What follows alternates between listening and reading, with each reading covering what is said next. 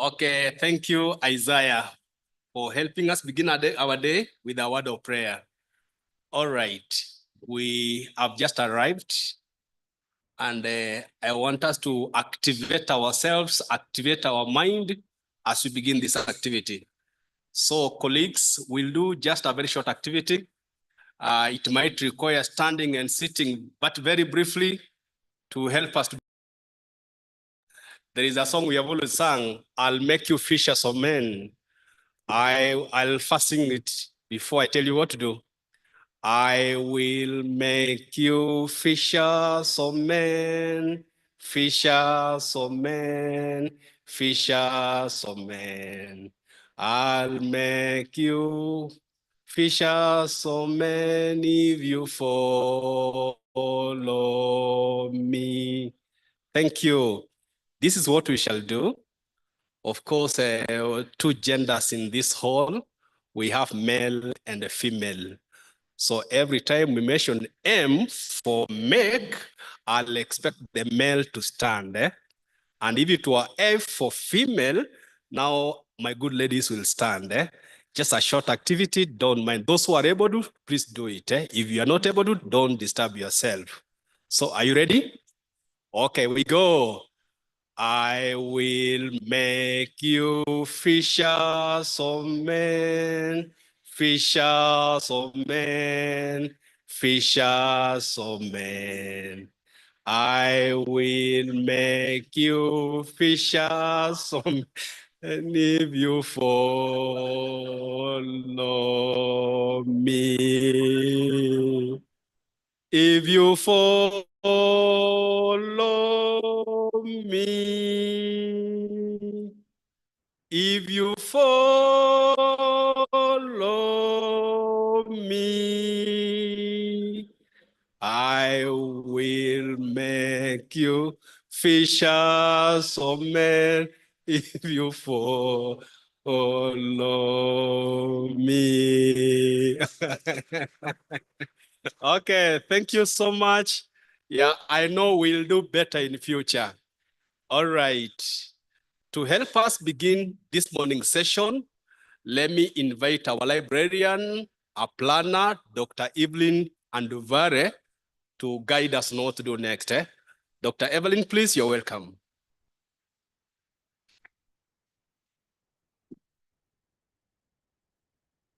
Okay, thank you, Dr. Ntabo and everyone. We are beginning our second day.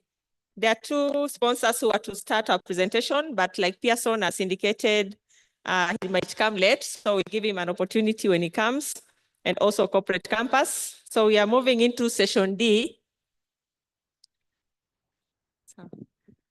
And just to give an highlight, today we'll have 4 sessions. We'll have AI enhanced research and interdisciplinary collaboration. After health break, we'll have AI for digital transformation and sustainable innovation. We'll have AI in bibliotherapy and cinematography, and then AI applications in archives and records management from 2, and then AI for SDGs and societal impact. So for this session, I'd like to invite Professor Kiambati, Dr. Irungu to come and sit in front. We have Aflin, she has joined online. Aflin, please prepare to present online. And Dr. Irungu, please move forward.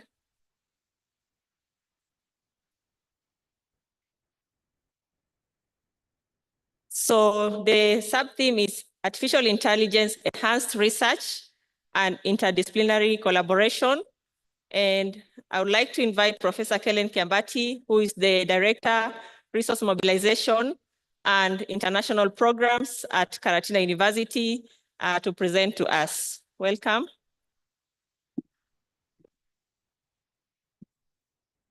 Okay, Professor, you have 15 minutes. All right. Thank you very much, Session Chair, for the invitation and for the privilege to make this presentation. I really appreciate. So this morning, I will be presenting to you a presentation regarding the issues of interaction as opposed to single-mindedness. How do we turn and ensure that in the era of AI, real learning is taking place in our classes? As I'm presenting to you, these are findings of a preliminary study pending a major study that will be commissioned after this conference. So this is a conversation to trigger us to have a dialogue, to hear your views, to hear your thought processes, and where necessary for you to share your experiences. So I will straight away start this by speaking through the World Economic Forum latest report. You know, I saw this report as I was preparing and designing this study, and so many issues are raised here. However, two things caught my attention from this particular report. Three major core skills that the world and the employers are looking for: curiosity, agility, and resilience. And I asked myself, what does this mean for us as educators? How are we then supposed to design our learning so that we ensure, as we churn out graduates, as we interact in our learning spaces, we are ensuring that students remain curious, asking relevant questions, agility, and resilience. And from literature that is out there, and from yesterday, we all agreed that AI has permeated our learning spaces, and it is here to stay. And the fair thing we can do is to integrate AI into our learning spaces. Research and conversations already available online from literature have shown that then with AI, and of course integrating with our traditional ways of teaching, we have a responsibility as teachers to ensure the cognitive development and cognitive interactions remain and continue to take place in our learning spaces. As we use AI, we have to put measures in place to ensure our learners do not outsource their cognitive processes to AI. There has to be measures in place to ensure there is no over-reliance on AI and technology.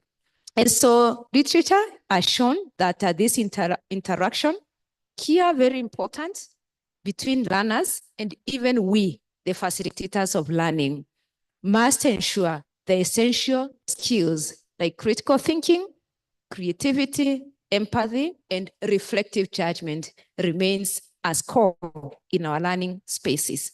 So the key question from the literature that is available out there then is, how do we ensure critical thinking remains even as students are assisted by AI to do their learning? And even we, as facilitators of learning, as use AI to design learning activities in our learning spaces, how do we ensure that we design learning activities that trigger critical thinking, that trigger empathy and reflective judgment? And connecting this to the World Economic Forum, where they have said skills that employers need out there is curiosity, is agility, is resilience. Clearly, AI may not be able to make us bring out those three main skills, and I've just pointed that there are more than 21 without us critically thinking how we integrate this. So then, having said that, like I said yesterday, for me and my key position in this presentation is that the greatest gift we can give to humanity is curiosity. Can you imagine what happened if all of us, even as facilitators of learning, we stopped being curious? Then it means we'll be telling students what they already know. And with that, they will start wondering, is it necessary for me then to even attend classes? Sometimes I keep saying, as a facilitator of learning, when you see reduced attendance of your classes, you probably need to take a step backwards and ask yourself, is it the learning? Is it the interaction that is taking place there? Most important, and this is from literature also, lived experiences. You know, for example, if you're teaching research methods and probably you're carrying out a research, when you come to teach those processes of research, you will be taking your students through your lived experience as you teach them theory. So in this day and era of artificial intelligence, lived experiences for us facilitators of learning and for our students are extremely important. This is so key. The last point here, there's a conversation online as we think through learning as interactive process, as a social process, on the role of us facilitators of learning. Obviously, our role is changing. because of AI. Students can find everything using AI. So then our role now remains as that of one, a mentor, one, a coach. So you really must reevaluate yourself in your learning spaces to see how do you then step in as a coach, as a mentor. And as we know it, coach and a mentor is supposed to be ahead of their mentees and the people they are coaching. So there's a lot in terms of ensuring those interactions and thinking continues to take place in our learning spaces. With that interaction then, what was I seeking with this preliminary study? Is to generate knowledge on the tension between using AI, that human agency interaction, like we discussed yesterday, and ensuring that we remain responsible in terms of education, in terms of our values, in terms of integrity issues that we discussed yesterday, so that this particular preliminary study now ushers us to the main study that we are looking to interact. I will not read the existing literature because of time. However, the area marked red is the most important from available literature out there. We facilitators of learning, we must put measures in place to ensure learning remains a social process. So in every class, in every learning activities that you design, is a question of asking what are the social processes that will take place in that learning space? Well, that tells me as a scientist and as a researcher, my position on this is, in as much as we're integrating AI into our learning processes, the traditional ways of learning may not necessarily be killed. It's a question of transferring them probably to a different platform. Because for me, learning is a social process and it must remain a social process. Learning for me is not just the technical skills. There is the value system. There is the soft issues that we teach our learners. Then for us to be able to teach them those, it has to remain a social process, including simple things like, if a class is starting at 9 and as the facilitator of learning, I come at 9:30, what am I teaching my learners? It's a social process. AI may not answer that for our students. It's a behavioral issue that we are teaching our students, and it's important for us to do that. What method did I use to undertake this preliminary study? Systematic desk review. Here note is systematic desk review, not systematic analysis, which has meta-analysis and everything. In the next major comprehensive study is where we'll do the systematic and meta-analysis.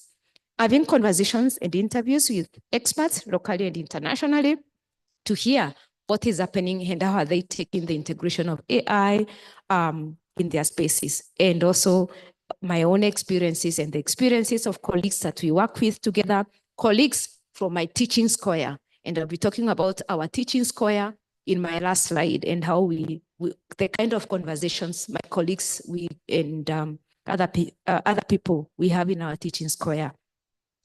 So what came out then? Very important here. This first point is very, very important. AI cannot solve our existing social challenges.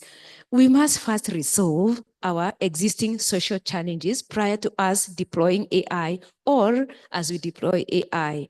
If there are challenges with access, inequalities, discrimination, if we transfer them to AI, still, even AI will excavate that more. So one, as institutions, we sit down and ask ourselves, what are social challenges that we need to, existing social challenges we need to resolve prior to us even fully getting into AI? Most important, the future is co-learning and co-creation. This is very important for me to mention, the issue of co-creation. And this is now from my experience and from my teaching square experience and what literature is saying out there. Students are no longer looking for rigor in our learning spaces. And probably as we share, we've discussed this.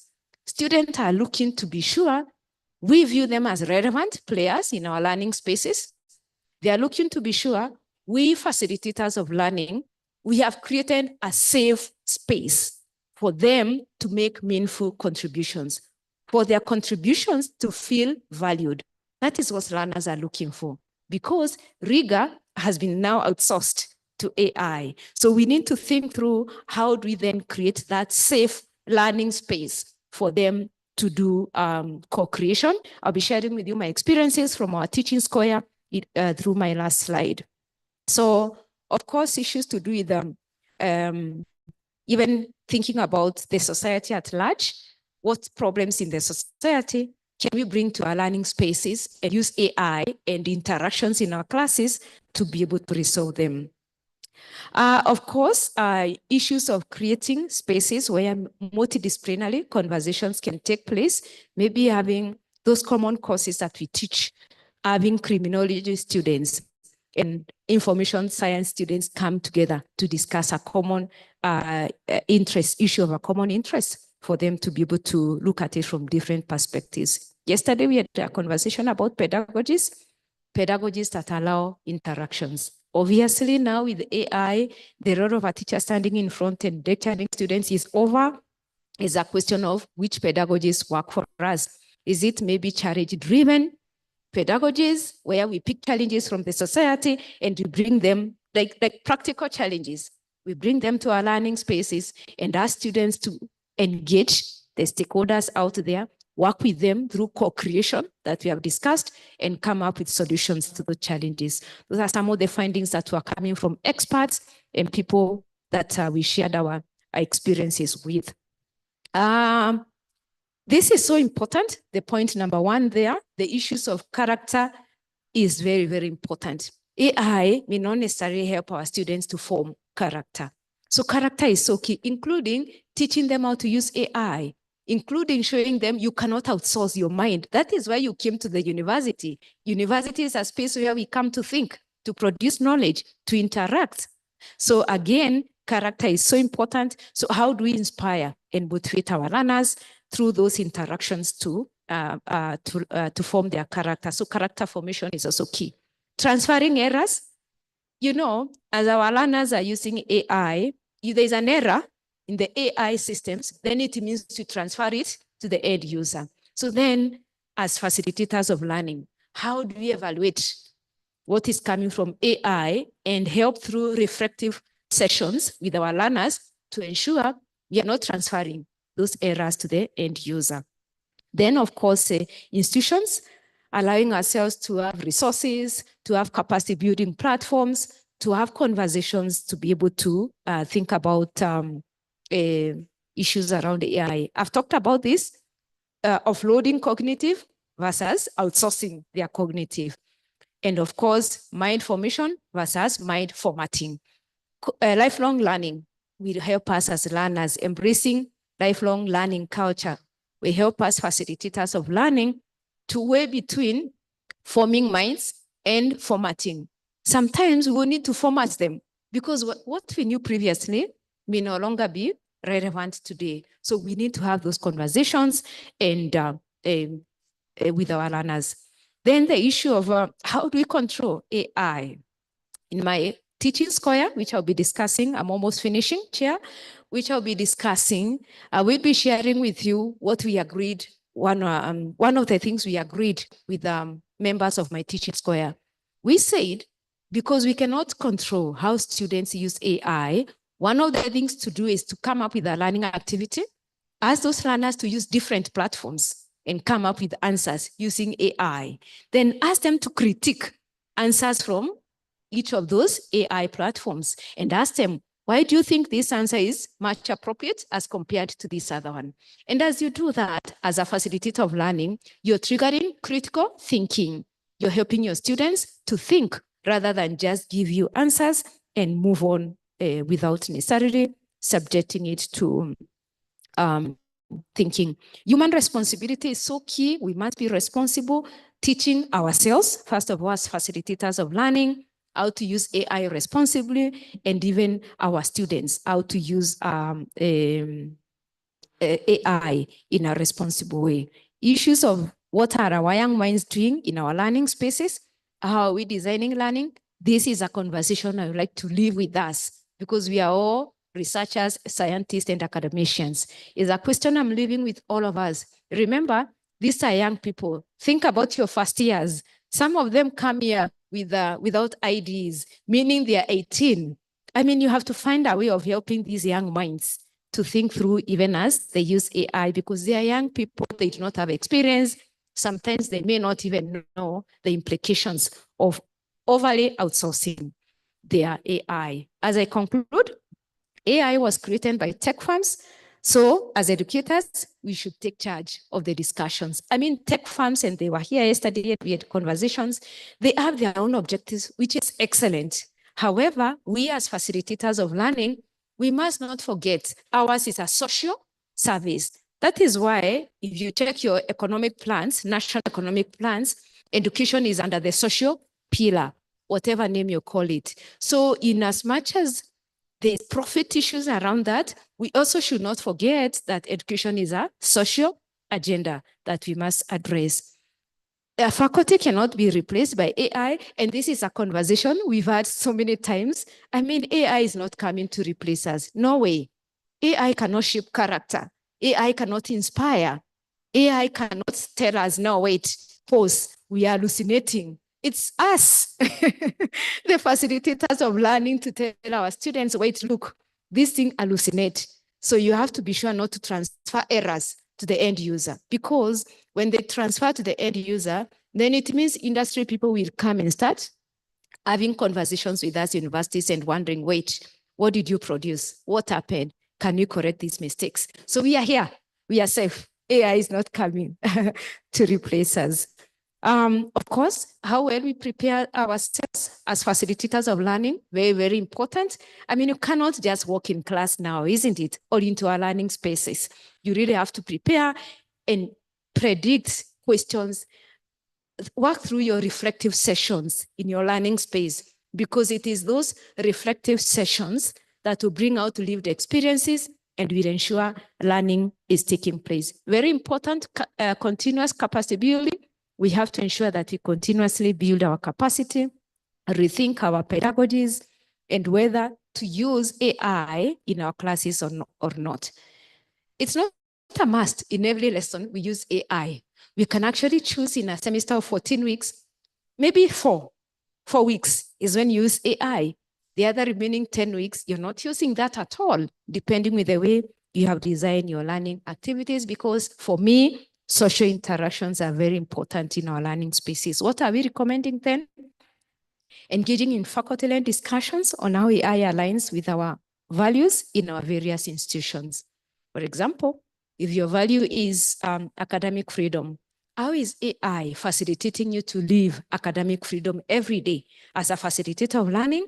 And even our learners, how are we using AI to facilitate that value? Really, really for me, and this is from experience, if we divorce ourselves from our values as we use AI, then probably that is when AI will replace us as faculty. However, if we make sure our values remain at the center of everything we do, then this is where we are here to stay. Discipline-specific targets for using AI in teaching. I mean, the way nursing will use AI maybe for imaging, for detecting cancer issues is completely different from the way I will use AI as a social scientist. However, we must create platforms for us to engage, share experiences, and come up with best practices. One of the things I look forward to in universities is to see probably a team that is leading annual reports on AI best practices, annual reports, so that you have School of Health Sciences with their best practices, School of Business, School of Pure and Applied Sciences, all schools every year. We are saying these are the best practices. These are the lessons we have learned every year, and we come together and have a conversation. Of course, issues to do with AI-minded, equity-minded AI training. If we are not careful, AI can actually create inequalities.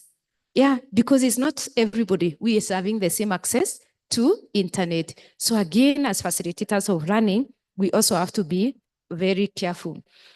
That space for students learning, and our keynote speaker, I'm sure you'll speak into this, that space is a space where you create intentionally, and the keyword is intentionally, create a space where it's not exactly a workspace where formal, serious conversations are taking place, and it is not exactly your home. It's just that in-between space where people can come, informally interact, unwind, take coffee for 20 minutes, discuss about Mount Kenya, not necessarily education issues, so that they can refresh and have returned to their work. And our keynote speaker, they are practically doing that. She'll step in and tell us that. How I got to know that is I was sharing with her my experience during COVID. So I had a 3 hours lesson. So I asked my student at 1.5 to take 10 minutes rest. Then during those 10 minutes, one of them opened their mic and started saying, wait, I am selling perfume. So if you want to buy, reach out to me. That is when it occurred to me as a facilitator of learning, I needed to create probably a breakout room. I send them there for 10 minutes where they can have the informal conversations without feeling suffocated by their facilitator of learning. So that space is something you can also integrate in your learning. And finally, communities of practice. Here, let me share with you our experience. In my department, 4 of us came together. We have a teaching square. In that teaching square, what we do or what we have been doing prior to AI being active. So we come together as facilitators. We are from the same school. And at the start of the semester, each one of us project their course outline. So we say, okay, you're teaching this course for the 3rd year consecutively. What have you changed? Because things are changing in the industry. So everyone will say what they have changed. Then we say, okay, this topic on theories is usually a very complex theory. You cannot ask students to do presentations. This is an appropriate topic for you to teach through the normal lecture method. Then we say, this topic has a lot of potential. This is a topic you may want to consider undertaking philosophical inquiry with your students. So design your learning activities around that. So in short, in our teaching square, what we do, we project our course outline, we project our learning activities, we constructively critique, and we add value to each one of us. Then after the semester, we come together. We have something called our learning journal. As facilitators of learning, we capture lessons we have learned, including critical incidents in our classes. I remember one time a student really critiquing a theory. And when I reflected as a facilitator of learning, I straight away recorded that in my learning journal as a critical incident from my student, because I thought the student had even exceeded my expectations. The student saw what I was not able to see myself. So for me, I just wanted to share with you that example of how you can form communities of practice. They may not be very structured as we know them. In your departments, you can form small teaching squares. They can be a teaching triangle if you're 3 of you. They can be a teaching pentagon if you're 5 of you. So it depends with how you organize yourselves and how you discuss. So interaction as opposed to single-mindedness is my position in this discourse. Of course, you are free to bring in your thoughts and your processes and your experiences. These are the materials I referenced, and I really thank you for listening to me. Thank you.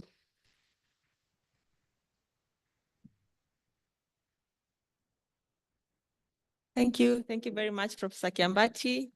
We are being asked, how do we embed social aspects and interactions as AI, is growing in our different disciplines? Thank you. Let's clap for her. Please note down your questions. After this session, you'll be able to ask questions. So our next speaker, we have Dr. Irungu Gidaiga, who's a lecturer at the Department of Physics at the University of Nairobi in the area of laser physics. And, okay. Daktari, you'll wait a bit because Professor Kiambati needs to join the Committee of Deans. We can ask questions to her before she leaves. Any questions? Sorry? Yeah, even online, you can also send your questions via the chat. Questions, comments, yes?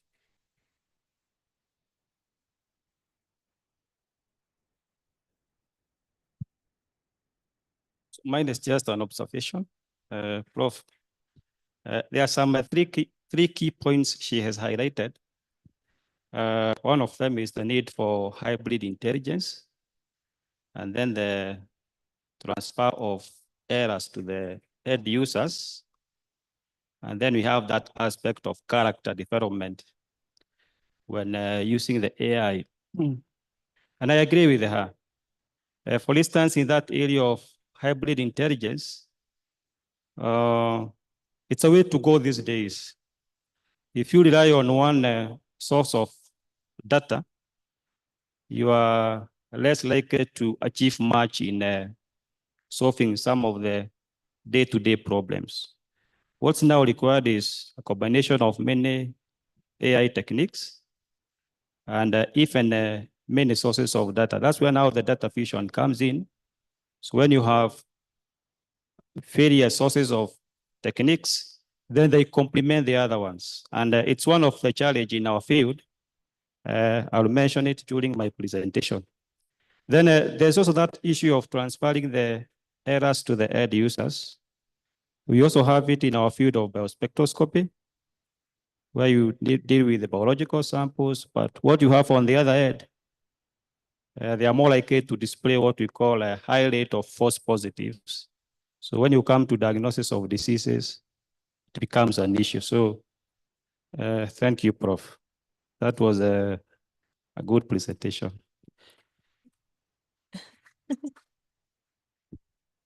Any other question and comment before we give back to her to comment?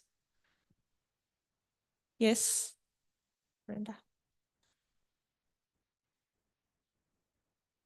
Good morning, everyone. Morning. That was a very good presentation, especially on the social aspect. I want to, it's not really a comment, but I would like to hear your input. In our hospitals, especially these big hospitals, I've seen a particular trend where, especially when you have a patient, you will be the interpretation of the disease. Sometimes when they tell you, it's very confusing. And last year I had a patient in the hospital for like 1 month. And when the results were sent to me and I went for the interpretation, what the doctor was telling me was opposite from what the AI had told me. So I uploaded that results in the AI for an interpretation. It was the MMR because the patient, they had said that she has a moderate differentiated adenocarcinoma. That's a cancer stage 2. And so when the MMR results came, I threw them in the AI. And so when I walked to that space, I wanted to hear the doctor what was saying. But then later I asked him, are you telling me this truth or you want to subject this patient to chemo? And then he asked me, what do you think? So I gave my explanation and the mood changed. He said, I think you are right. So tell me something about that. Because the patient almost been sent to the chemo and the way chemo is bad, but now AI saved the conversation. Okay. If there's one more comment, then she can respond. Or question. Okay, I think Professor Kiambati, you can respond to the two.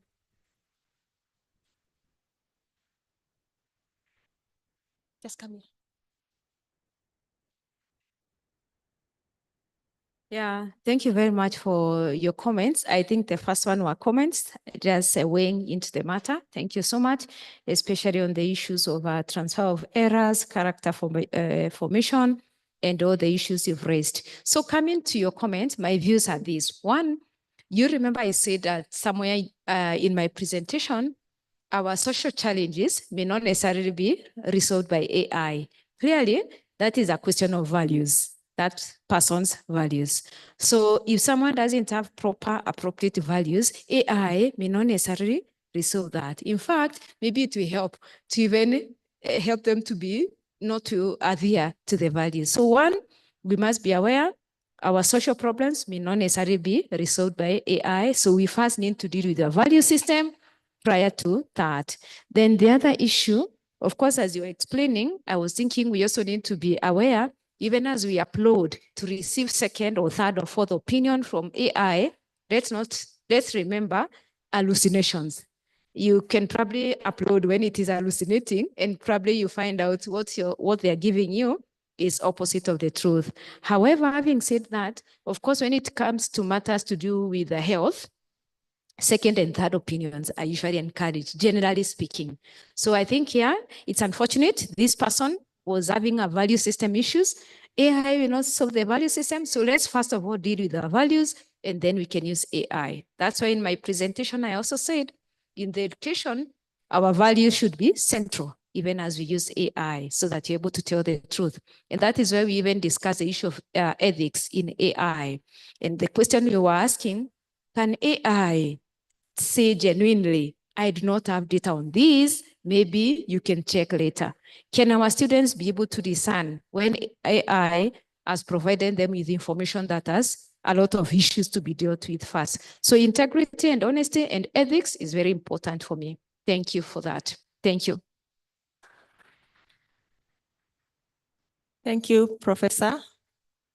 I hope you've been responded to effectively, Brenda. Okay. We can allow you to go. Yeah, thanks. So our next presenter is, and I'm sure he'll also give more comments because he's a specialist in the area of cancer, Dr. Irungu Githaiga. His topic is emerging trends in AI-driven biospectroscopy for early disease detection. Dr. Irungu is a lecturer at the Department of Physics at University of Nairobi in laser physics and spectroscopy research group, and also in electronics and instrumentation research group. And his major interest, cancer diagnostics using machine learning, the realization using embedded system. Please come and present to us. I give you 10 minutes. Just 10. Okay, thank you. Maybe I should go to Brenda's question. The aspect of our work actually tries to answer your question. The conventional way of diagnosis of cancer in our hospitals, in many cases, you see they use the histopathological way of diagnosis. And normally it happens that they do the dyeing. They apply some dye on the samples. Then they make an observation using the fish equipment. It happens that the outputs of the test, in many cases, it's normally subjective. That's why if you have like 3 or 4 doctors, they may give different opinions. So that subjectivity gives high false positive rate. No wonder in your case, the patient, many outcomes came out of the patient samples. So when you come now to our field, we try to minimize that problem. And we apply what we call our vibrational spectroscopy techniques, because they are actually very chemical specific. And what we do is we apply the laser, we shoot the laser to the sample, and we allow the interaction of the sample and the laser to give us what we may call the biomarkers of the disease. Now it's happening that in that field, you have to apply some techniques to mine the hidden information within the samples. So that's why my title there is about the AI-driven biospectroscopy. Now,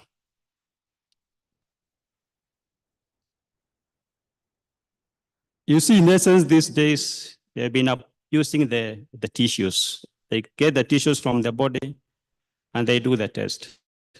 But there's a new trend where we are trying to use what we call the biofluids.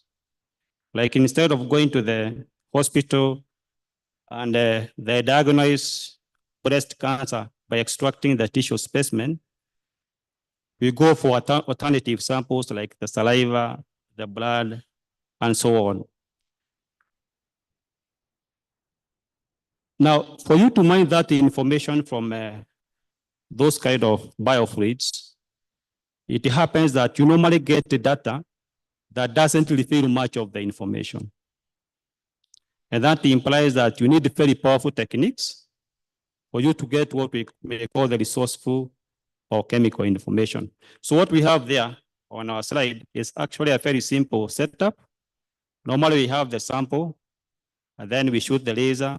In many cases, we use the diode lasers of infrared region like 785 nanometers and so on. And then the information is captured in the computer that we have there. Because of time, I'll be a bit fast. So this is what I was talking about, the biofluids, briefly. But there is also something else that's now happening in biospectroscopy.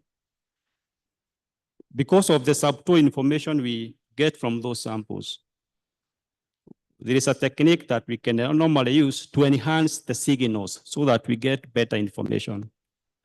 One of that technique is what we call a service enhanced Raman spectroscopy, the SERS. And what normally happens is you have the sample, like your saliva, blood, urine, and then we deposit it on a substrate coated with nanoparticles. So at the end of it all, you get an enhanced signal that should be able to display much of the information. Now, using the machine learning techniques, then, we should be able to classify what we may call the healthy patients and what we may call the diseased ones. Of course, we normally have what we call the inclusion and exclusion criteria. So if you were to include you in the study, there must be a criteria for your inclusion and even to remove you out of the study. So those ones are normally there in the literature. I will not go deep in that. But the thing is, by proper usage of machine learning, at least we should be able to tell that, okay, this patient with breast cancer, although we have used saliva, we can see actually it's actually true in a way. And the health ones, again, we can say, okay, it's working. She or he is actually healthy. So in many cases, what happens, I don't know whether my signals are clear. Normally you get signals that display things to do with the proteins, amino acids, lipids, carbohydrates, and so on. And that information is normally in the database. So the only thing that we do is we have the spectra, we go to the database, and then we compare maybe the Raman peaks, the Raman shifts. We may also compare the ratios between failures peaks, and then we can make a conclusion out of that. So depending on the number of participants, then we can say, it seems like maybe the peak ratio at this point, which can be associated with a particular protein, would be probably used as a biomarker for a particular cancer. I'll give a very specific example. Like in this case, what we did was we went to Kenyatta Hospital and we were allowed to take a random study. So we included various breast cancer patients and the ones who were willing to be our controls. We extracted blood. Of course, I'm not the one who did it. There were some doctors who did it. It was briefly processed and then we measured using our instruments. Then we did our classification using machine learning. If you look at those figures, if they are feasible, you may realize that there is some overlap of the samples, the red and the blue ones. The blue ones are the healthy ones. The reddish are the ones with the disease. Now, a major question comes to do with how should we clearly discriminate these samples? That's now the essence of our problems in our group. Can we have various machine learning techniques or maybe a combination of some sort that can give us a better discrimination of those samples so that we can now argue we have found a solution? Now, it happens that in many cases, when we are using the machine learning in biospectroscopy, there are various procedures. One of them is actually what we call the processing of the data. So you have to remove the noise, deal with the issues to do with the instrument. So we have the issues of scatter collection, course, make clear removals. We also have to normalize the data so that we standardize it, smoothing and so on. The old techniques have been having a challenge. I will explain it later in our later presentation, but there are some emerging techniques that are actually now giving better results. So when you talk of the emerging trend, in this case, I'm referring to the new techniques in biospectroscopy that are becoming usable for cancer diagnostics. I will mention specifically the one, the DNN, the deep learning. Maybe for some of us, we may not realize that even the ChatGPT is actually based on that aspect of deep learning. It's a self-learning algorithm. It looks at various sources of data, previous information, and then using what we call enforcement learning, it's able to predict. So the deep learning through areas like convolutional neural networks, encoders, and so on, it's now becoming usable for either discrimination and even the pre-processing of the data captured from deceased patients. But we also have that issue of you may have large volumes of data. Imagine a situation where you have maybe 100 samples and maybe you have captured like maybe 1,000 spectra from each sample. So you have large volumes of data. In biospectroscopy, we have that issue of noise. We should be able to filter noise out of it. And one procedure is to minimize the data set. We compress it in a way so that what we are left with is only what we may call the significant data with the best biochemical information. This technique is also applied in when you come to elemental analysis of the samples. In machine learning, maybe some of us may have come across something like maybe principal component analysis. It's a very common technique online. But we also now have other robust versions, like the raw PCA, independent principal, component analysis, and so on. Those are robust techniques, but yet, when I examine the latest literature, we don't have newly emerging techniques. So that one is a handicap in our, it's a handicap in our field. And we have to examine it a bit deeper in the future and see whether we can have better alternatives. The other thing that we have to realize that for you to get what we call better accuracy during discrimination of the samples, you have to perform what we may call efficient classification. Again, neural network, deep learning again wins the day. Initially, we had artificial neural network, but it has now evolved into the deep learning. So again, they're also becoming usable, and they're actually better efficient in spectra and even the spatial dimensional analysis, especially when you come to the images, like what the question that Breda had asked. Because in that case, what the doctors do, they look at the image and then they try to find, to examine the boundaries between the deceased part and the healthy part. So you see that image segmentation, where you are trying to perform what we call the feature extraction. If you don't have a better technique, then again, you are going to have high false positive rates. So what am I saying in brief? That there are newly emerging techniques, and the deep learning is one of the technique that we have to be fond of even in the future. It's now the technique that's working in many areas in my field, and more likely in your field, it may perform better. But again, even having said so, we still have some limitations. And I'm going to highlight them in my next presentation. I think my 10 minutes are up.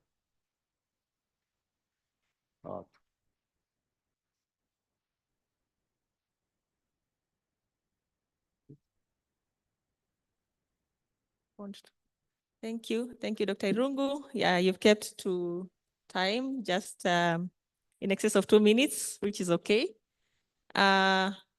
If you have questions, just note down so that we allow Aflin Awor, who is online, to present. Then you can ask questions to the two presenters. Aflin Awor, is she online, Dr. Longe? Yes, I'm here. She is. Okay. Aflin, are you able to present, to upload your slides yourself? Let me try share the screen.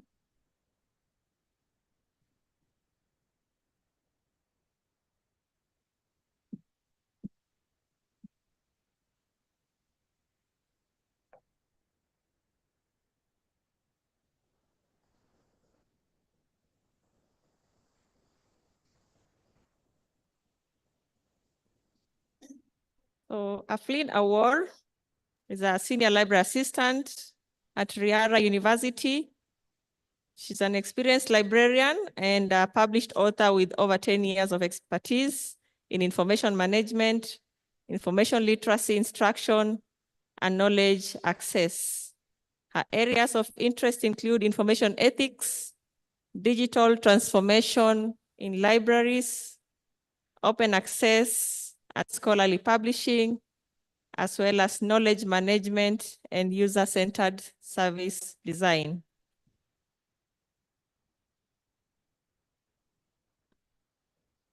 Aflin will be presenting on approaches to using artificial intelligence and digital humanity in modeling library spaces.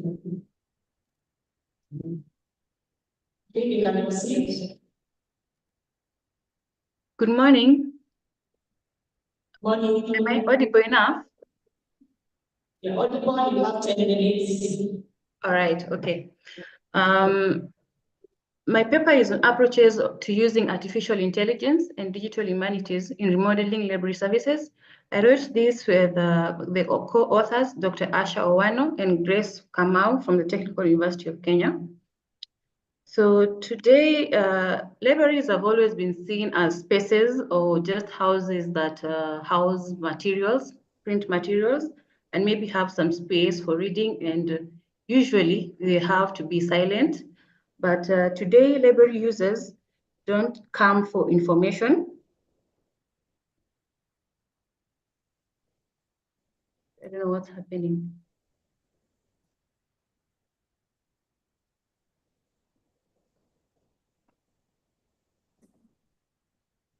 Go ahead, I hear you. I can see you.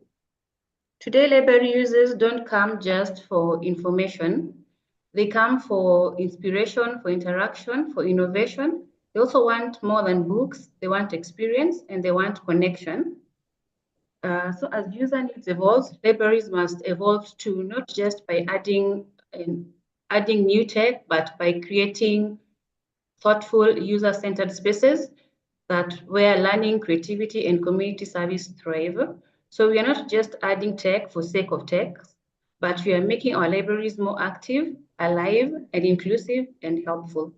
I thought it would be okay to define what terms they are, but to me, artificial intelligence is just the use of computers when computers are trained to do tasks that are normally that normally need human intelligence, like helping people search for books that is in the library.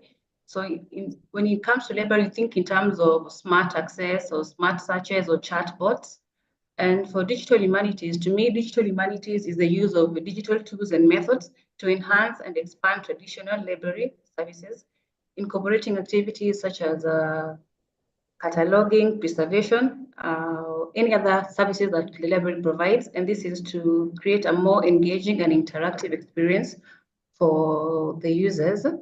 So the statement of the problem, traditional libraries are usually just designed for quiet space for storage of books, and materials there are mostly the print materials, with though some also provide the digital materials.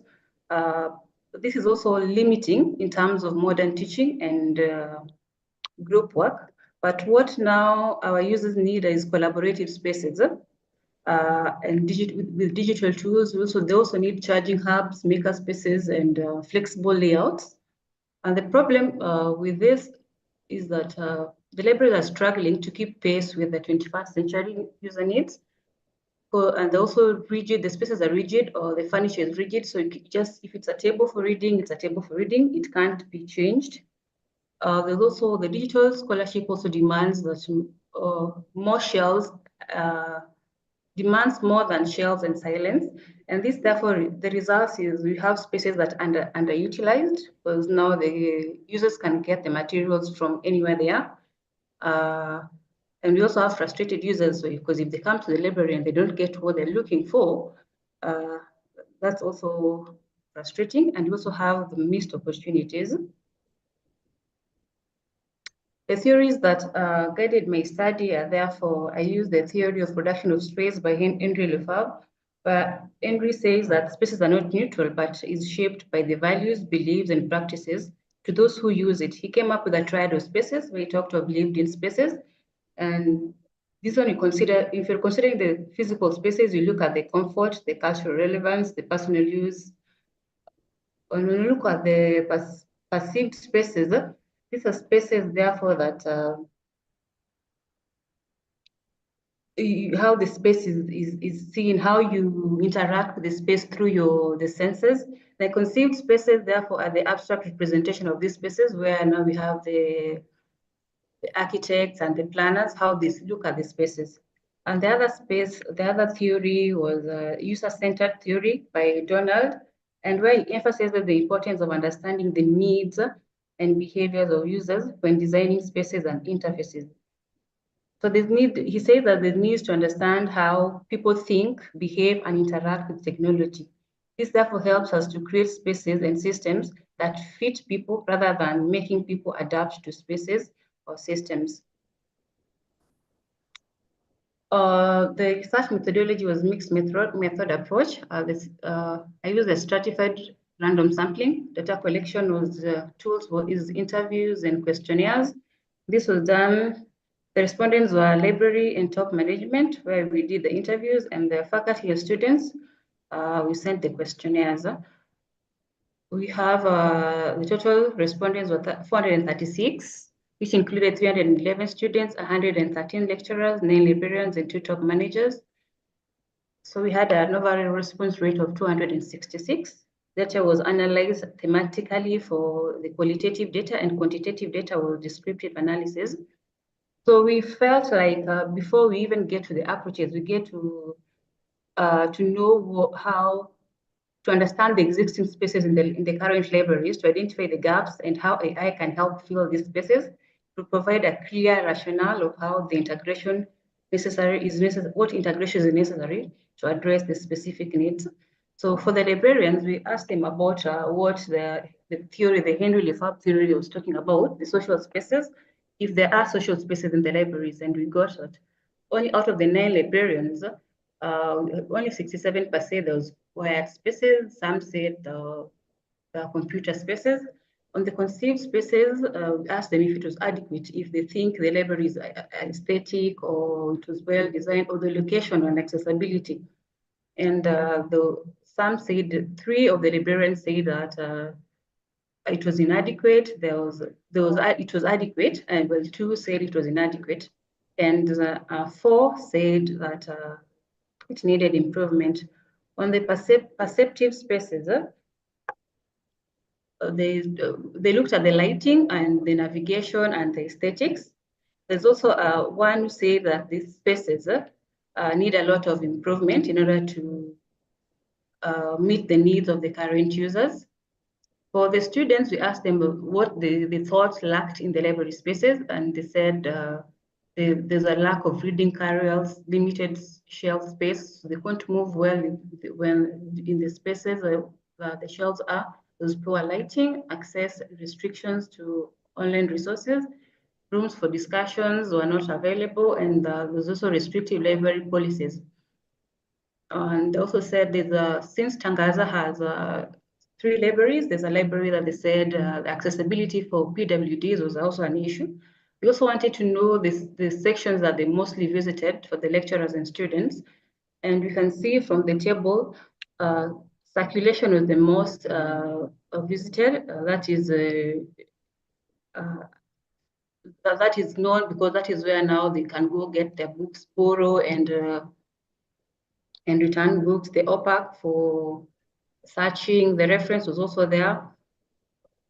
And the cataloging was the least visited, which is also makes sense because it's an office space where only like the catalogers, the staff, library staff are there. So we also wanted to find out if they knew the potentials of digital humanities and AI in the library. So they were asked so that to assess the understanding and the expectations of what AI and DH would do. And this was a question that was posed to the lecturers, top management, and librarians. The emerging themes were learning engagement. They believed that with AI and DH, there would be digital literacy, there will be interdisciplinary collaboration, and student engagement. And when it comes to enhanced resources, which is also a learning theme, they talked of improved access and specialized technology, innovative storage spaces, and also flexible learning options. When it came to technological advancement, the take of hubs for collaboration, support for distant learning, and integration of interactive tools. The students were asked about this, and they felt that with the digital humanities, it has a potential of improving their spaces, which had a 64%. Some were not sure, and some thought with the AI and DH, they'd upgrade systems, and there'll be some felt that music and lighting would improve with AI. And also there's a small percentage, the access, music, and international resources only got 1% from the respondents. So the approaches that we got that would be used for remodeling library spaces were personalized recommendation systems. This would mean that the AI will analyze user behavior and preferences to suggest relevant book articles or databases. And the AI chatbots and virtual assistants. So chatbots use natural language processing to answer questions and assist in cataloging and navigation of the system. So we also had voice-activated search tools. This would be an AI-enabled voice technology, allowing users to conduct service searches through speech instead of typing. So you could find a user with visual impairment, ask, and get the information about the books they're looking for. And you also have data visualization and space optimization. I would analyze data usage, and so you get to look at the foot traffic, book trends, and visualize improving how the physical spaces are used and allocated. With digital approaches that you got were to digital archiving and presentation, which means that the DH emphasizes digitization and curating historical documents, local corrections, or maybe indigenous knowledge for research and preservation. Collaborative spaces would mean digital tools support virtual collaboration in research. So we get people from different departments or libraries would collaborate and do their researches and publish together. Gamification and interactive learning, that would mean digital humanities would promote using game elements to ensure or engage learners in research skills on maybe information literacy. The conclusion to my paper was when the integration of AI and DH into library spaces is transforming how libraries function, transition, and from passive repositories to dynamic interactive and user-centered spaces. And the findings reveal that the AI solutions that we got enhances accessibility and efficiency in library operations, while the digital solutions foster experiential learning and interdisciplinary collaboration.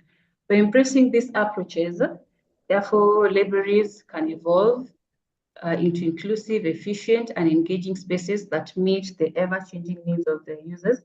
And so therefore, to remain relevant, library must embrace these tools, not just to digitize services, and to rethink spaces as intelligent and experiential spaces. And despite these advancements, the respondents' optimism about AI and digital humanities there are gaps in implementation and awareness, and institutional readiness persists.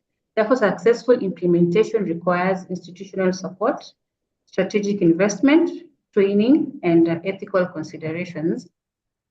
So for the recommendations, to fully harness the potential of AI and DH in remodeling library spaces, the following was recommended: to allocate resources to acquire, maintain AI tools, smart tools, and adaptive digital platforms. This includes high-speed internet and interactive display to enhance digital infrastructure, especially establishing or upgrading spaces that support digital work, such as digital labs and collaborative tools for text analysis or visualization.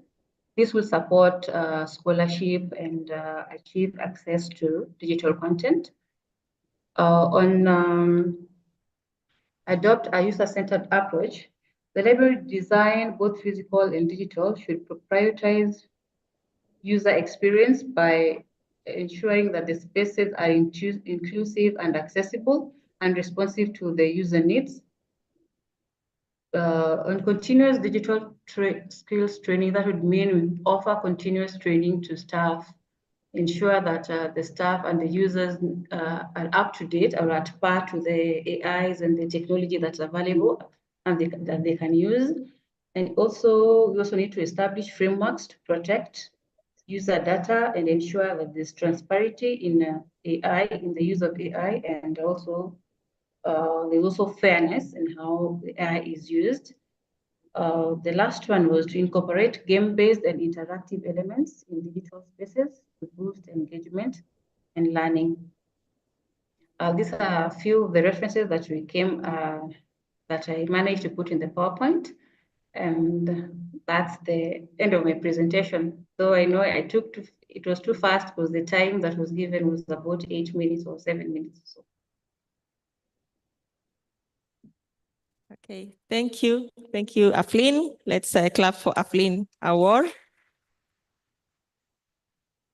Okay, so I would like to open the forum for question and answer and comments for the two papers by Dr. Gidaiga and Aflin Award.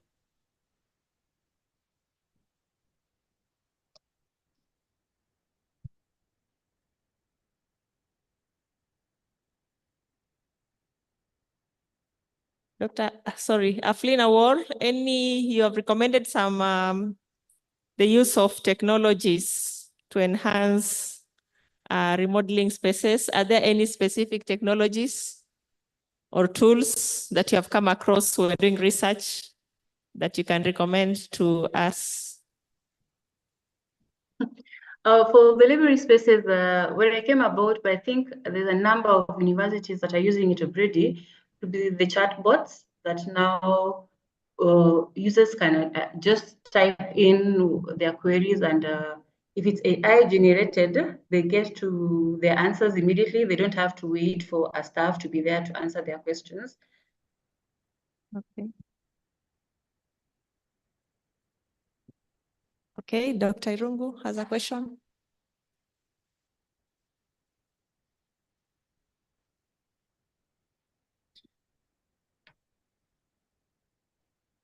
Okay, thank you, Dr. Awar, for the presentation. I don't know, which tool did you use for the AI tool, which one did you use for analyzing your data?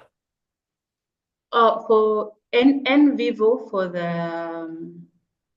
the qualitative data, and SPSS for the quantitative data. Okay, because I think when I observe your data, Yes. I'm not sure whether do you have any idea on something like maybe the PCA? It's a machine learning technique.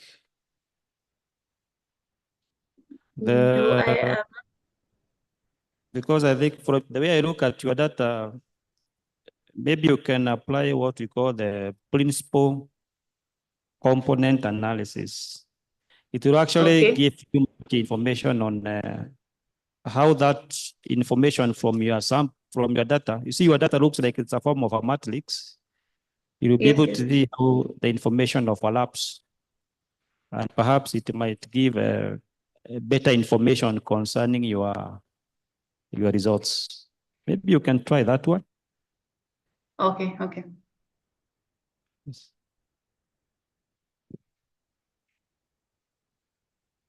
Okay, any other comments? Dr. Irungu's presentation was technical, but he did well in terms of breaking it down for us. Yeah, someone has a comment or question behind?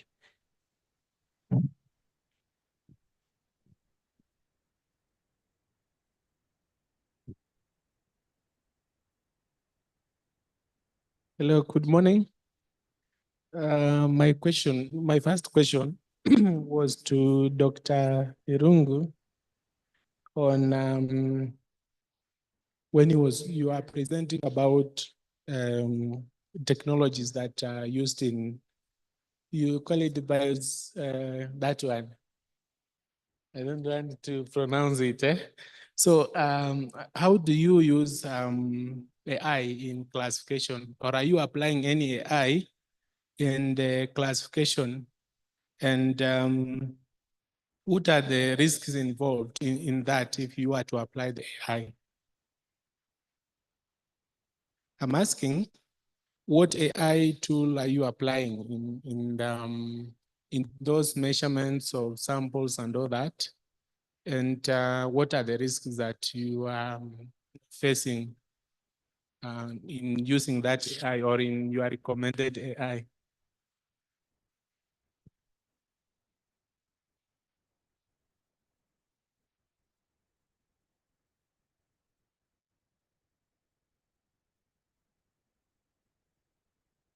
That's a nice question.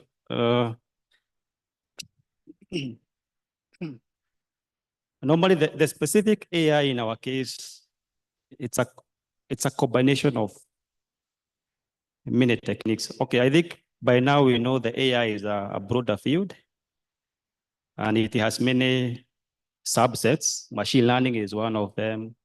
Natural language processing is one of them. Then we have computer vision, robotics.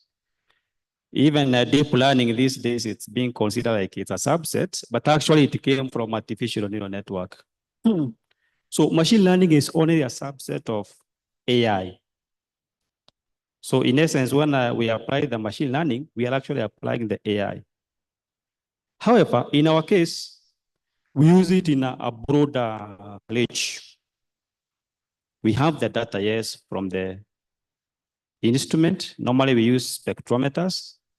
This data is complex data from biological samples. It has all manner of information. It has noise, biochemical information, some other artifacts, and so on.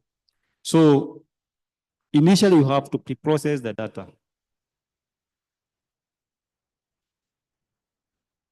So if I go to pre-processing, again, we have various techniques.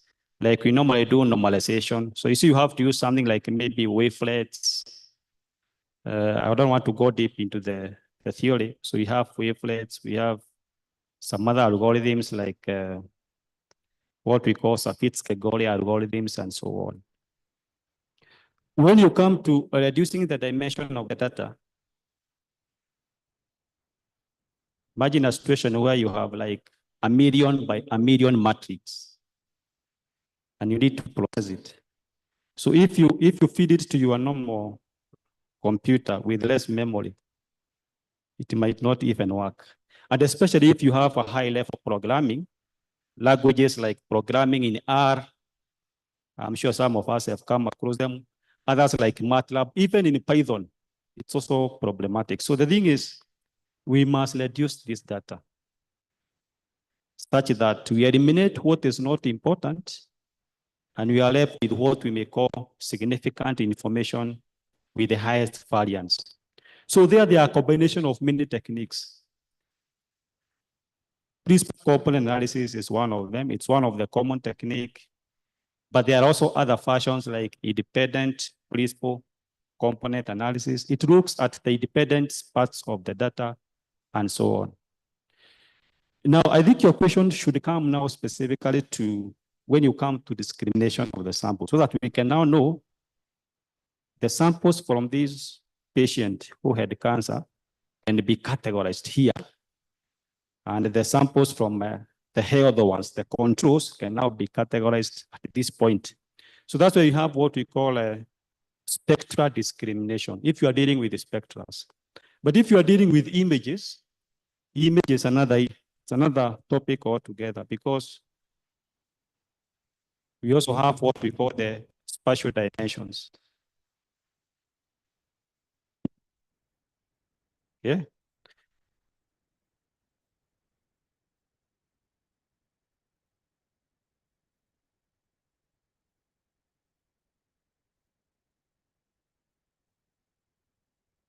Okay, sorry for interruption. So if we're also dealing with images, it's another topic altogether. The thing is, whichever the data, either spectral or spatial, we must have a suitable technique for discrimination or classification. So this machine learning, we have various techniques. It's a wide area. We have support vector machines. I'm sure you may have come across them. We even have artificial neural networks. We even have what we call a discriminant analysis, partial least squares discriminant analysis. Some of them even deal with the regression, like when you come to quantitative analysis, and so on. But like I mentioned here, the latest way of now doing it is by using the deep learning. It's an advanced version of neural network. And what the technique does, it looks at the data at random, and then it does what we call an interconnection of the layers within the data. It goes into the data, goes through it, mixes it up, tries to extract as much information as possible, and then creates a network that could probably mimic our brain. Okay, our brain will try to interpret it. But of course, that one happens by fine-tuning failures, hyperparameters of the model. So the thing is, there are quite a number of techniques. Now the challenge is having the right combination so that you get the best results in this manner that we normally say the disease has been detected only if the sensitivity parameter is high. That one is normally an aspect of trying to detect the presence of the disease. So far, we have various results from many others using various techniques. And I'm going to mention that one as a challenge in my next presentation. We don't have a standardized procedure for detecting the disease using the machine learning. So far, we don't have it. It depends on who is publishing the paper. There's a question online. The question says, how do you reduce biasness when dealing with medical data, especially when training AI models? Okay, come up again. How do you reduce biasness when dealing with medical data? Yes. Medical data. Yeah. Medical. Okay. Yes. So how do you reduce biasness? That's a question for online. Thomas. Well, the concept of biasness is also it's a challenge also, but there are various techniques of trying to reduce it. Now, from a spectroscopic point of view, there are standardized procedures. One of them is you must bring the data to a particular level by baseline collection is one of the method. You also have to normalize the data, and then you have to try to denoise it and smooth. So the thing is, you are trying to reduce the biasness of the data. But now the challenge comes depending on the instrument, because if Blender was to use a particular instrument, and I also use another instrument from the same manufacturer, we are more likely to come up with a slightly different results. So the thing is, we have those techniques, we have those procedures for reducing the biasness, scatter collection, baseline collection, normalization, and so on.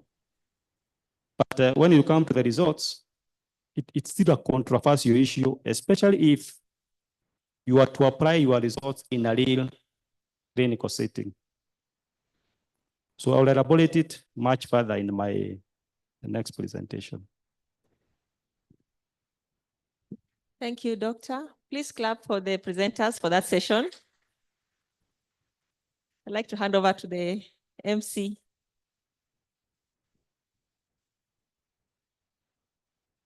Okay, panel chair, thank you so much for shepherding, for steering this particular session. It was well presented. We appreciate the presenters. You have done well. Now, friends, we are supposed to go for a healthy break and then session E.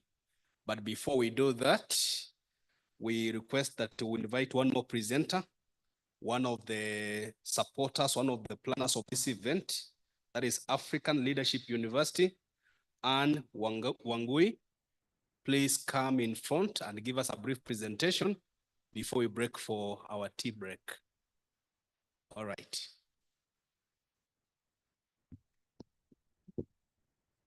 That is it.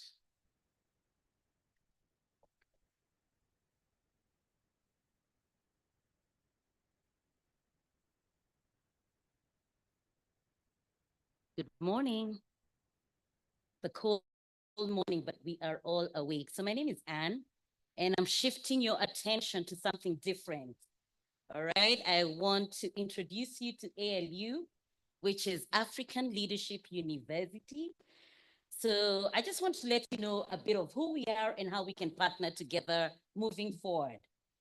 So African Leadership University is not in Kenya. Let's start there. We are based in Rwanda, Kigali, Rwanda, and we also have a campus in Mauritius. Now, some of you are familiar with African Leadership Academy, which is in South Africa. Some of you are familiar with ALX, and others of you are familiar with the Africa Group. So it's the entire group that owns the African Leadership University. So why are we here today? This is mainly because of your interest in AI. That's why we came.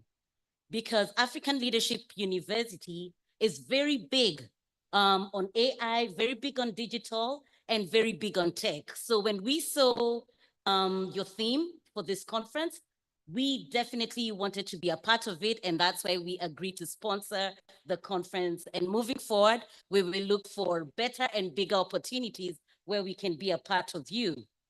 So my role at the African Leadership University is to grow the MBA program. But before I let you know about the MBA program, I want to let you know that we also have undergraduate programs. Now, some of you have children who need to be in campus soon. Others of you have relatives, brothers, sisters, any relatives that definitely would benefit from either the undergraduate program at ALU or the MBA. Now, the undergraduate program offers scholarships. That's good news. Everybody's always asking about scholarships and grants and financial aid. So the good news is at African Leadership University, we do offer scholarships and grants for the undergraduate programs. but we do not offer scholarships and grants for the executive MBA program, which I will touch on in a bit. Now, as I stand here, I'm very proud that one of our alumnus is here. He's one of your panelists. He's one of your presenters. He's standing right there. You met him yesterday. Wave to everyone. Yes, he's one of our alumnus and he graduated last year. We're so super proud of him. So all of you who have friends, relatives, and children interested in undergraduate, talk to me. I'll give you some information. Very quickly, let me also talk to you about executive programs. Karatina University, we can come here and train your staff. We can come here and train your top executives on a short course. What we do, we go to universities and we look at, we do a needs analysis or a gap analysis, and we find out what are the needs among the staff, and we do that. So that's not just for Karatina University, all the different corporates represented here, we at ALU can conduct executive coaching for your leadership and for your staff. So very quickly, let's move to the MBA. This is an executive MBA program. How is it different from other executive MBAs?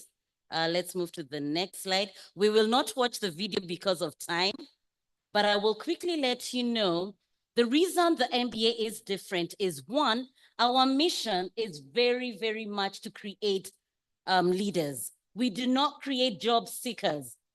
We are out to create job creators. You do this MBA for sure, you become an entrepreneur and you become an employer. There's a great network of people that you will engage with. We currently have 12 students from different countries. In total, there are like 60 students. So there's a great network. We have a Pan-African approach to everything. You learn about leadership. Our key focus is really leadership and entrepreneurship.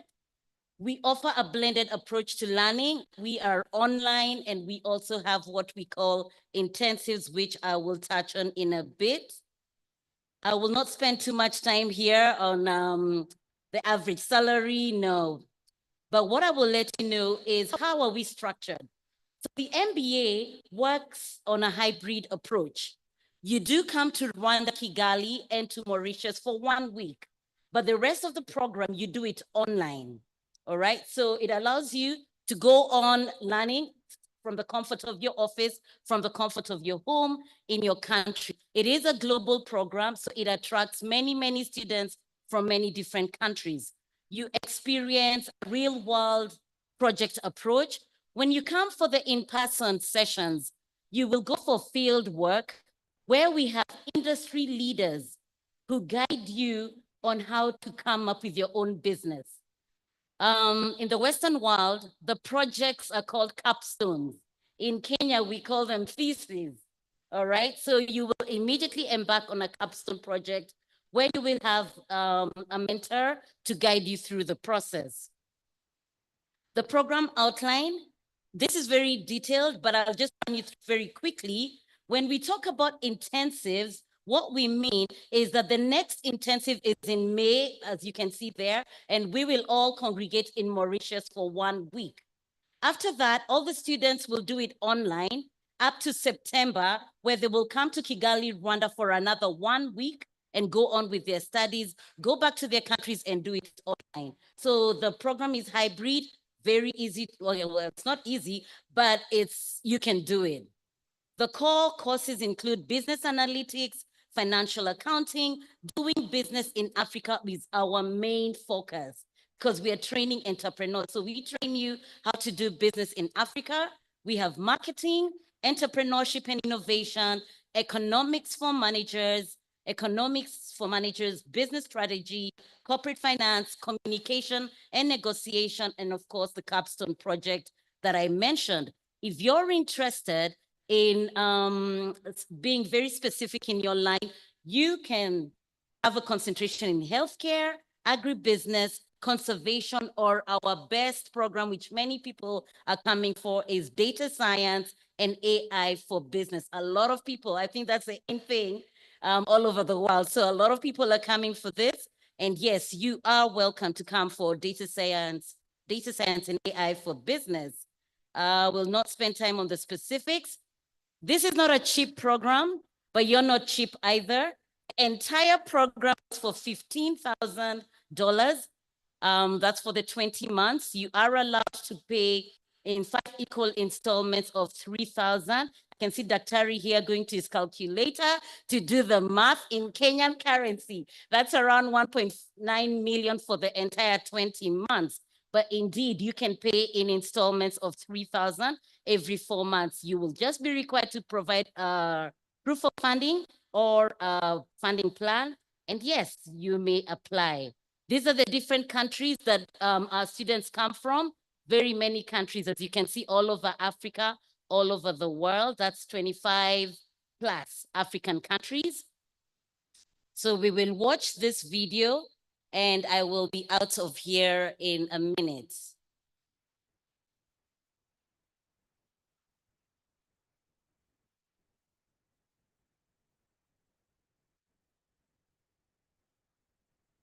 Is the volume enough?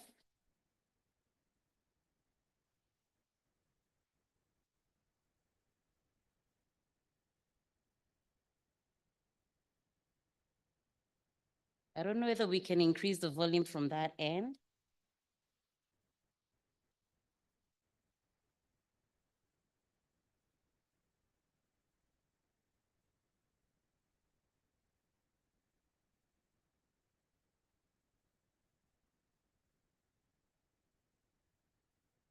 Well, at least you get to see what's going on. So those are our students on a field trip. Now they're in class and the gentleman standing there is the dean. So that's pretty much how our class looks like. One of our students from Japan.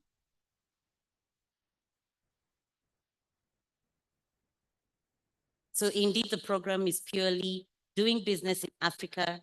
So that is, if that's your interest, please, let's have a conversation after this.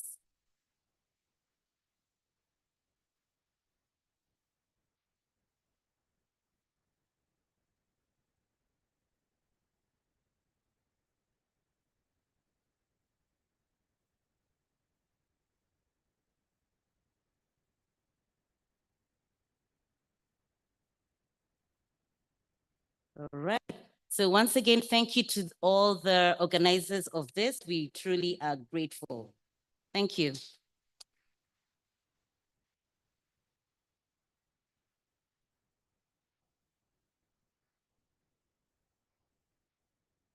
Okay, thank you, African Leadership University. Knowledge is power. Now we know where to get it.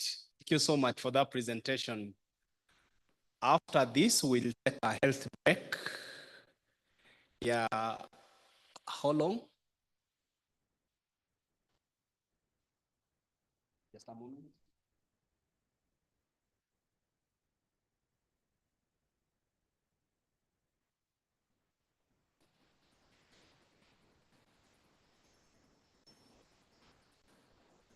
There will be health break. All other presentation will take place after the health break. Yes.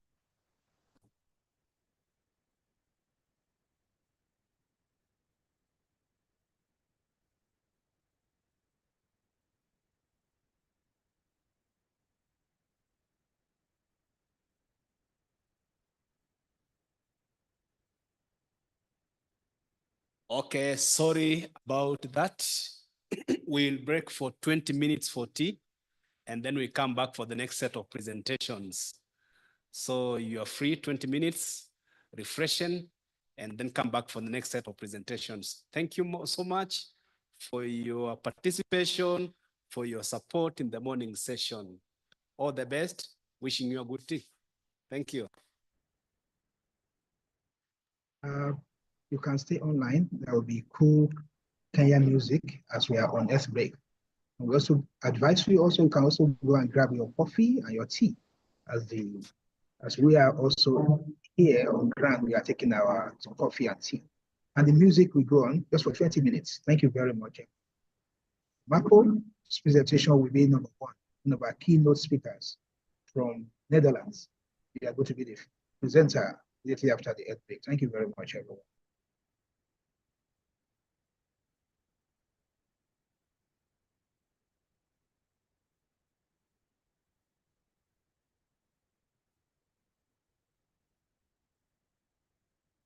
You fell in love too far. African nights and a bull rush. And I remember you refused to kiss. And now you're using my toothbrush. You say you think I talk too much. That I'm not your type and you don't like the hype. Cause your daddy is a preacher. Now you're wearing my t-shirt. And I don't want this night to end before you know I love you. I don't want this night to end before you know I need you. My mood out in it, easy, I love you. I don't want this night to end before you know I need you. So I'ma keep it short and sweet. DJ play the song on repeat. Oh, the dance to the beat. Only for Kamatana feel so sweet. I only for Kamatana feel so sweet. Short and sweet. DJ play the song on repeat. Oh, the dance to the beat. I only for Kamatana feel so sweet. I only for Kamatana feel so sweet. Yeah. You wanna do the right thing, you find this too exciting. Your friends tell you put it into copy me, high risk, throw that shit behind me. Come sit beside me. If you got too much class, then do me like assignments. Please don't remind me of the bad times. Your sugar sweet, your icy, but in my eye, it shouldn't be so hard to make up your mind. Just do it one time for the one time. Itakuwa ukiparticipate vile nimejitolea ungejonge appreciate lighting intimate 1+68 usirasha tukitoka sahi you still be late. Tusiache chance ya feel regret. How much higher than this can you ever get? Any Mount Everest, and by sunrise I'm gone. I'm not here that long. Keep it and reach. DJ play the song on repeat. What do you dance to the beat? I only for Ramadan feels. I only for Ramadan feels. Short and sweet. DJ play the song on repeat. What do you dance to the beat? I only for Ramadan feels. Na na na na na. Hivi nimesita na sina kiti sote kalia kitanda nikitanda na ni 4x6 usingizi wa pono kauko 6 feet deep kabla nisame 6 inch deep acha nisetimu na maudi na ngoma za kabaka Daudi na ngoma za Oliver to carry. Getting to so let's get woman, let's attention be together. I know how to treat you better. Make this moment unforgettable. With this feelings undeniable. Moyo shati papwani na nafsi mikubali. Making this unusual. I'ma keep it short and sweet. It's your baby song on repeat. Odi dance to the beat. I believe for Kamata and feel so sweet. I believe for Kamata and feel so sweet. Short and sweet. It's your baby song on repeat. Odi dance to the beat. I believe for Kamata and feel so sweet. I believe for Kamata and feel so sweet. You wanna do the right thing, you find it too exciting. Your friends tell you couldn't to come me, the high risk, throw that shit behind me. Come sit beside me. If you got too much class, then do me like assignment.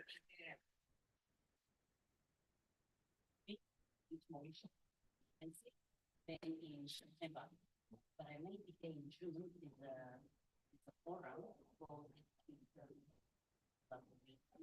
yeah, you might be in it, right? Okay, so you get the other one?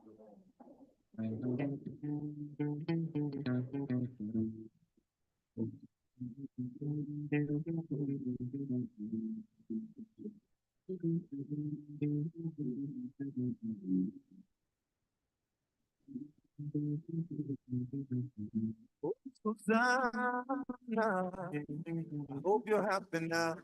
See you flexing on the ground with your sponsor. Susanna, I hope you're happy now. See you change your skin color and your hair is longer now. Now you're body. Avocando ya Champs-Élysées, ukipesa na thamini none of my business. And I see you in London, silicone on your mama, checking what you know.